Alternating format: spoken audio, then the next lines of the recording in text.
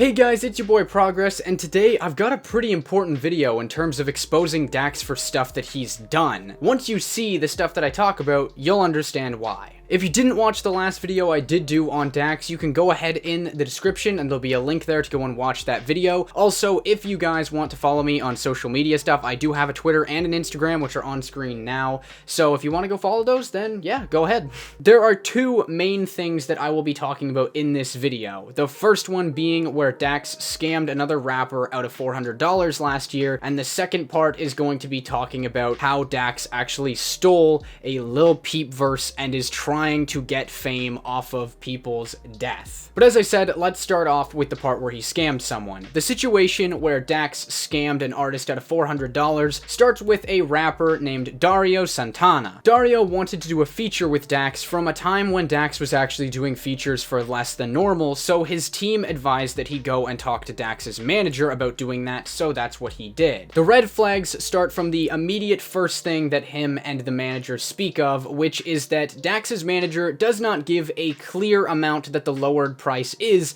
He asks what is the most that Dario can do that isn't the normal $3K. You may be wondering, how is this a bad thing? But you have to put in the perspective that when a store goes and sells an item for cheaper than normal, it doesn't just say, oh, pay the most you can that isn't the normal listed price. And looking from the Crypt situation, we know for a fact that Dax is not out here trying to be charitable, as $750 wasn't even enough for somebody who he considered a friend. But nonetheless, Dario ends up saying that he can do 1K, and Dax's manager says that's all good, so Dario gives a $200 down payment to secure his spot. Red flag number 2 comes right here, where Dax's manager tells Dario to pay in friends and family, so PayPal does not take a percentage out of the payment. Yeah, you want to know why PayPal charges the seller when you select paying for an item or service? It's because not only is it taxed, but it's also because it gives the buyer PayPal purchase protection, so that if they end up getting scammed or if the product they get is broken or anything like that, they're able to refund their purchase. Seeing as this is normal business for Dax's manager and Dax himself, they knew exactly what they were doing. Dario also mentioned that at this point, his own team had wanted to get a contract to Dax so that they were able to secure everything, but Dario had said that it was okay to wait a little longer because he truly believed that Dax wasn't going to do anything. Dax's manager then lets Dario know that he has to send a song directly to his Gmail, and that Dax will not begin the process of the song until the full payment is made. Which of course Dario says is all good, and that he will have the payment to him in less than 2 weeks. Dario also mentioned that he had gotten the manager's phone number and was using that to stay in contact, and he was originally going to actually send me the DMs that he had with the manager there, but somehow he ended up losing the contact for Dax's manager and has lost that stuff, so he gave me a quick rundown on what the conversation was like. He had been talking with his friends and looking over the interactions with Dax's manager, and his friends had ended up getting him paranoid, and so he ended up in a panic asking Dax's manager if he could just end the transaction right here and get his $200 back. But Dax's manager ended up saying no, and he said that there was absolutely nothing he could do, so in a hurry, Dario ended up messaging Dax. Mind you, to this point, that Dax has had to do absolutely nothing, because all the first payment was to secure a spot, and the song would not be getting worked on until the full payment was made. And remember me saying as well, that Dario had no purchase protection because he selected friends and family rather than paying for a service, and that is where he's stuck now. When Dario ended up messaging Dax to ask for his $200 down payment back, Dax ended up saying it was a complete waste of time for him to message him because they don't give down payments back. But Dario does bring up a very good point in the conversation, which is that when he was speaking with Dax's manager, at no point did his manager say that the down payments were non-refundable, which if they weren't, that should have been made very clear to Dario when the transaction was first occurring. You shouldn't just start making new rules for the contract.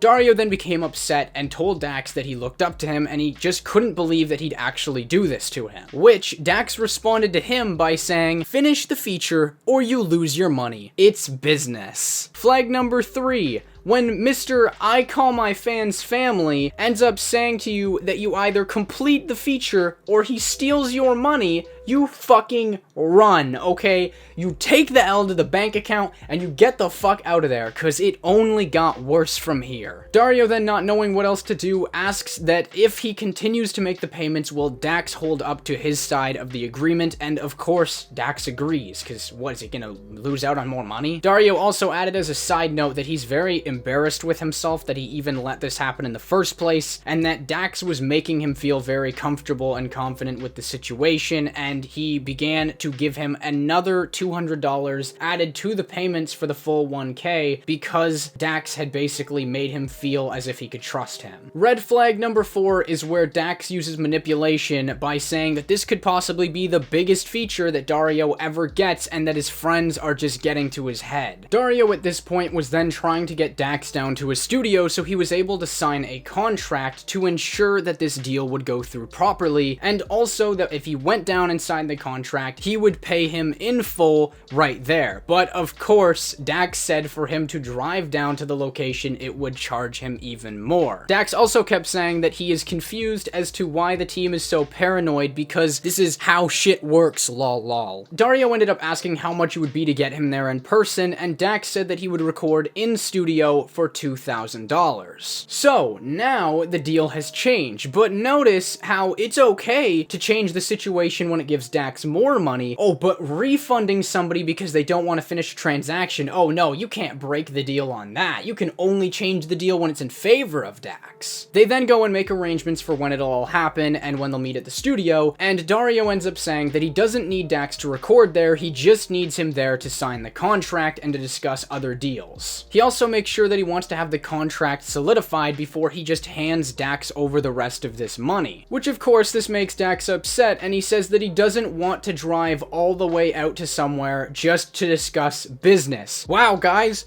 apparently, Mr. Business Know-It-All has never heard of a thing called a meeting. He also wanted to make sure that Dax would not try and get royalties if the song ended up blowing up, that it was just him getting paid for the feature. Dax then says he just wants him to send an email of whatever he has to sign as the contract because he doesn't want to have to drive out to go and sign a document. But Dario then once again explains that this will act as a safety net for both of them because it ensures that Dax will get all of the money that he needs and that Dario will get his feature. Which, as much as Dax tries to find this strange that somebody would want to have such a security measure taken, this is $1,000. That's not just money to throw around. It's very common for people to want to create contracts so that they don't get fucked over in the future. Dax then at this point says that the studio is less than an hour from where he is, but somehow that would mess up his whole day to drive down there. He then says that it'll cost him an extra $1,000 to get him to drive to the studio. That's a fucking crazy amount to just drive somewhere.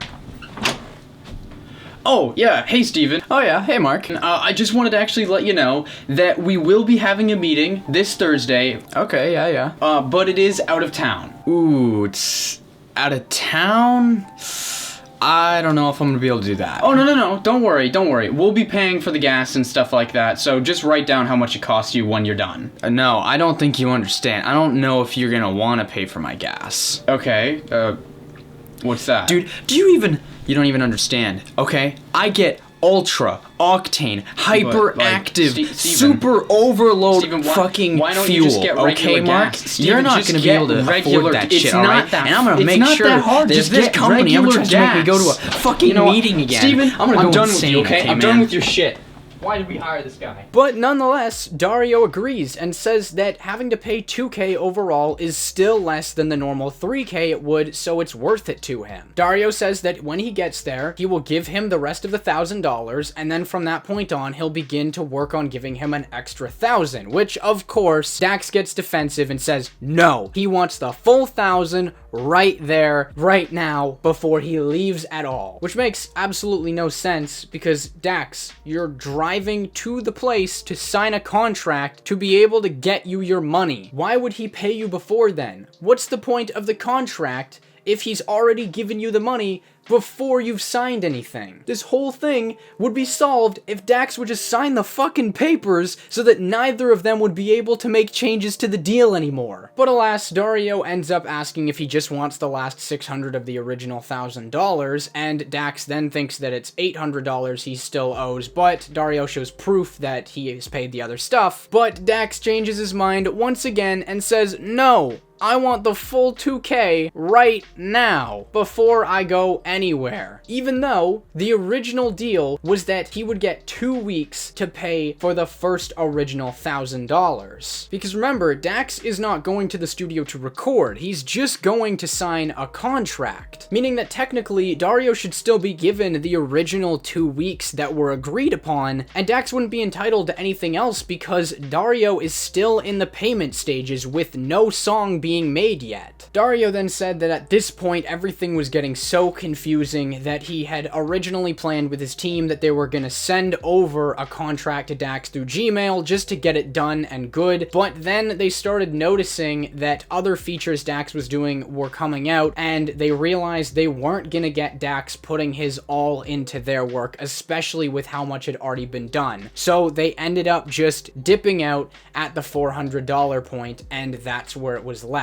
Even if it were to be technically legal for Dax to keep the $400, which I'm a little iffy on, Dax and his management did not handle this professionally at all. From the start, the set price was not given. They intentionally told Dario to pay through PayPal, friends, and family, knowing he wouldn't be able to get purchase protection, wouldn't give the down payment back even though it was not specified that it was non-refundable, pressured him with saying his friends were wrong and that this may be the biggest feature he ever gets, refused to drive less than an hour to sign a contract which was desperately needed at this point, and then tried to get Dario to pay $2,000 without a contract to sign a contract. Mistakes were made on both sides, obviously, throughout this process, but Dax's side is the more business-related side. They should have completely understood what they were doing and been more experienced and more upfront with what the rules of the purchase, the payments, alterations that could have been made, everything should have been specified up front. It should not have been a learning as you go. But now that we have covered that part, I want to move on to part 2, which is talking about how Dax stole a Lil Peep verse and infringed on the owner's copyright. I just wanted to let you guys know that some of the screenshots that are going to be used in this section are redefined versions of the originals, because when I found them, they were very low resolution and I couldn't find any better quality ones of them, so I just read off what the text said, and then I made them into a better quality so you guys on mobile would actually be able to read them. So I did leave a Google Drive folder in the link in the description if you want to see the originals to make sure I'm not lying, but I just wanted to let you guys know that I did that. It starts back on February 4th, 2018, when an audio engineer named Craig Avery, or Ruiner, came out with a Facebook post exposing Dax. Some of the information, though, was a little bit off, so I did make sure to go and confirm with the person that this happened to all of the things that needed to be adjusted in the story, so don't worry, I have the full thing. The story goes that a rapper named Blaine had bought a Lil Peep verse from another rapper named Derek Dean, who was one of Lil Peep's close friends before he had died. The verse was from a song that Derek took down almost immediately after upload that was called 40 Missed Calls. While Blaine was making his new song, he got another rapper on as well named Love-sadkid, but Lil Peep had sadly passed away before it was done, but they still wanted to release the song. The only thing was that with the new mix, there was an extra spot on it, so Ruiner ended up being able to get Dax actually involved in the project, and got him on the song with the agreement that the song would be put on Dax's channel with everyone getting their proper credit for the work they put into it. Ruiner then says that after a few months of work on the song, he actually was able to get a mix of it done and given to Blaine, who then he had it mastered. Dax then asked for the stems for the song so that he would be able to get it all approved by Atlantic. For those of you who don't know what stems are, they're basically the different layers that make up the components of a song. Dax had also said that no one was going to steal anything from Blaine and that he had absolutely nothing to worry about. So Blaine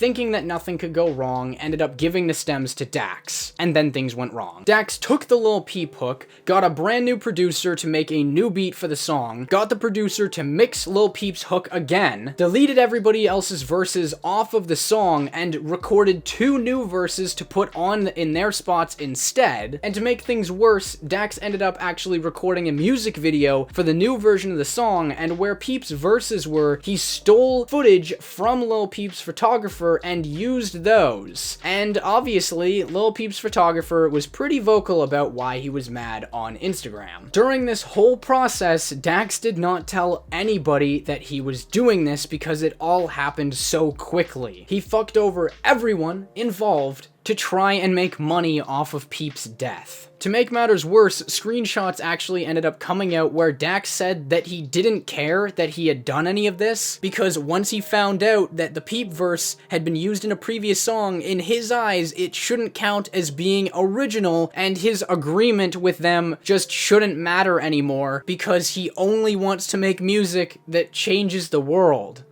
Which, that has nothing to do with infringing on copyright, but okay. Just because something isn't brand new or original does not make any difference when it comes to an agreement. If you choose to make a song and you don't own the copyright to the verse that you want, you have to deal with the fact that you're on the song with other people, or just don't be on it. You can't just fucking steal people's ownership. They paid for that. As Blaine told me directly, and other screenshots out there from others involved show, Dax begged to be on the song, and this was because he originally had declined because he didn't think Peep mattered at all, but after realizing that he was, he tried to take advantage of it. He even used the "I could have been the biggest thing they worked with" line on them, just like he did to Dario. Dax also then says that it's somehow bullshit that they told him either he does things properly or they want their 6K for the Lil Peep verse. I don't see how that's bullshit. It's kinda just how things work, Dax. Oh wait, what's that thing you always say? Oh yeah, that's how business works. Even when this stuff was happening back then, Lil Peep's friend Fat Nick spoke pretty vocally about how he felt about the situation, making sure he warns Dax that if he does this and goes through with uploading a stolen verse, that it will be a very big mistake. Just so you guys do know, Dax did end up going through with putting the song with Lil Peep up onto his channel, but not long after, it was either he got a copyright strike or the amount of hate he was getting from it ended up making him take it down, but it did happen. And he did try and pose it as being like a tribute towards Lil Peep after his death and a collab between the two as if he knew him. It was pretty fucking disgusting. And I was too scared to tell you to your face, so here it is. Dax.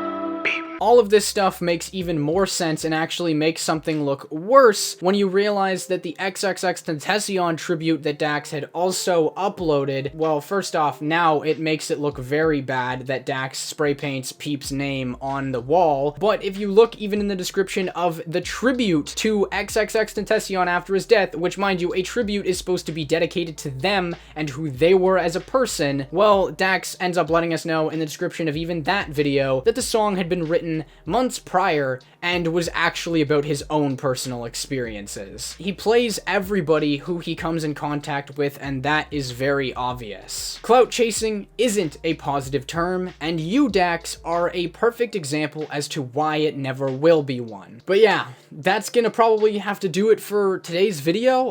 Also, thank you to this month's patrons, which are Scrubby and Tozier. Your guys' donations every month help me be able to do stuff, even as being able to pay for the editing software that I use to make these videos. So thank you guys. If anybody wants to go and check out what my rewards are on Patreon to see if maybe you want to donate to me, well, then you can go and check those out in the link in the description below. So yeah, go check it out if you want. Thank you guys for watching. I do hope you enjoyed, and I will see you in the next video.